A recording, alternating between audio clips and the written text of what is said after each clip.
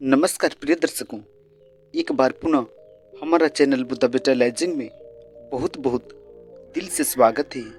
प्रिय दर्शकों, आज का कहानी वीडियो बड़ा ही रोचक, ज्ञानवर्धक और शिक्षाप्रद है। इसलिए आप लोगों से मेरा अनुरोध है कि इस कहानी वीडियो को पूरा सुनकर जाइए। जी हाँ, गौतम बुद्ध की इस कथा का संदेश आज के समय में भी उतना ही प्रासंगिक है। हम अक्सर अपनी दैनिक जिंदगी में अनावश्यक बातें करके समस्याओं को जन्म देते हैं। अगर हम सोच समझकर और कम बोलने की आदत अपनाएं तो न केवल हमारी व्यक्तिगत शांति बढ़ेगी बल्कि हमारे संबंध भी बेहतर होंगे। जी हाँ, कम बोलना एक कला है और इस कला को सीखकर हम अपने जीवन को अधिक सार्थक और सफल बना सकते हैं। गौतम बुद्ध के जीवन और उनकी शिक्षाओं में हर घटना में एक गहरा संदेश छिपा होता है। उनकी कहानियाँ केवल मनोरंजन का साधन नहीं है बल्कि आत्मचिंतन और जीवन के सही मार्ग पर चलने की प्रेरणा देती है। आज हम एक ऐसे ही कहानी पर विस्तार से चर्चा करेंगे जो कम बोलने और अपने शब्दों का मूल्य समझने की शिक्षा देती है। जी हाँ, गौतम बुद्ध का जीवन स्वयं में एक प्रेरणा है। उन्होंने राजसी वैभव का त्याग कर सत्य की खोज में संन्यास लिया। उन्हें ज्ञान प्राप्त हुआ और वे बुद्ध यानी जागृत हो गए। इसके बाद उन्होंने अपनी शिक्षाओं के माध्यम से अज्ञानता और दुख को दूर करने का प्रयास किया। उनकी शिक्षाओं का मुख्य उद्देश्य मानवता को सही मार्ग दिखाना है। जी हाँ, बुद्ध हमेशा अपने शिष्यों को संयम और साधना का पाठ पढ़ाते थे। उनके प्रवचन केवल ज्ञानवर्धक ही नहीं बल्कि व्यवहारिक जीवन में उपयोगी होते थे। उनके अनुसार शब्द तीर की तरह होते हैं, एक बार निकल जाने के बाद उन्हें वापस नहीं लिया जा सकता। इसलिए सोच समझकर बोलना ही सही रास्ता है।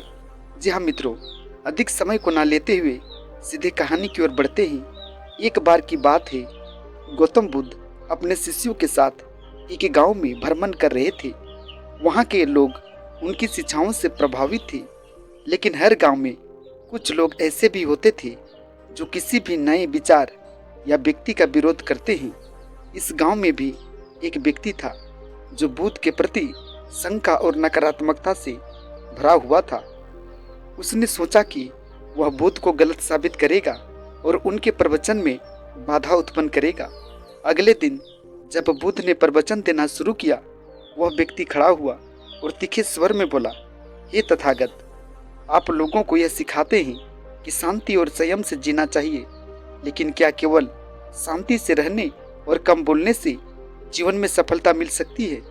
क्या जीवन में कठिनाइयों का सामना करने के लिए बोलना और अपने विचार रखना आवश्यक नहीं है? बुद्ध ने उसकी बात सुनी और शांत स्वर में बोले, वत्स, तुम्हारा प्रश्न महत्वपूर्ण है, लेकिन इसके उत्तर से पहले मैं तुम्हें एक कहानी सुनाना चाहता हूँ। गौतम बुद्ध ने कथा आरंभ की। एक समय की बात है, एक राज्य में एक शक्तिशाली राजा था। उसके पास एक मंत्री था जो अपने चतुराई और कम बोलने की आदत के लिए प्रसिद्ध था। मंत्री केवल वही बोलता था जो आवश्यक हो और अक्सर अपने शब्दों में गहरी बुद्धिमत्ता छिपा देता था। राजा को उसकी यह आदत अजीब लगती थी।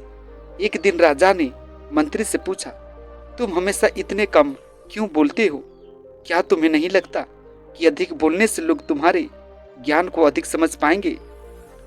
मंत्री ने मुस्कुराकर उत्तर दिया, महाराज, अधिक बोलने से कभी कभी इंसान वह कह जाता है जो आवश्यक नहीं होता।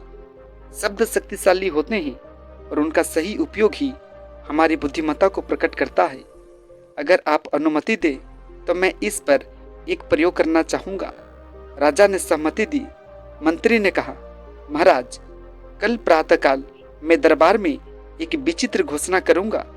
कृपया आप ध्यान दें और फिर देखें कि कैसे लोग प्रतिक्रिया करते हैं। मंत्री ने दरबार में घोषणा की, इस राज्य के सभी नागरिकों को आज शाम तक अपने घरों में लाल रंग का पत्थर लाना अनिवार्य है। जो ऐसा नहीं करेगा उसे दंड मिलेगा। यह सुनकर पूरे राज्य में हलचल मच गई। लोग लाल पत्थर ढूंढने के लिए इधर उधर भागने लगे। कुछ लोग पहाड़ों पर गए तो कुछ ने बाजार में खोजबीन की, लेकिन शाम तक अधिकांश लोग लाल पत्थर नहीं ला पाए। शाम को जब दरबार भरा तो मंत्री ने मुस्कुराते हुए कहा, महाराज देखिए, मेरी एक साधारण घोषणा ने पूरे राज्य को किस प्रकार व्यस्त कर दिया। राजा ने हैरानी से पूछा, लेकिन इसका उद्देश्य क्या था? मंत्री ने उत्तर दिया, महाराज यह दिखाने के लिए कि बिना सोचे समझे कही गई बातों का कितना गहरा प्रभाव पड़ सकता है। यदि मैं सोच समझकर नहीं बोलता तो मेरी एक साधारण बात भी लोगों के जीवन में अनावश्यक हलचल मचा सकती है। इसलिए कम और सार्थक बोलना ही बुद्धिमानी है। बुद्ध ने कथा समाप्त की और उस व्यक्ति की ओर देखा जिसने प्रश्न पूछा था। वह व्यक्ति गहरे विचार में डूब गया। उसने महसूस किया कि बुद्ध वास्तव में सही कह रहे हैं। कम बोलने और सोच समझकर बोलने की शक्ति को उन्होंने समझा।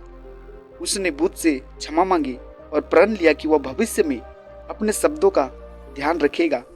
बुद्ध ने अंत में सभी को संबोधित करते हुए कहा, शब्द केवल संवाद का माध्यम नहीं है, वे हमारे व्यक्तित्व का प्रतिबिंब भी है।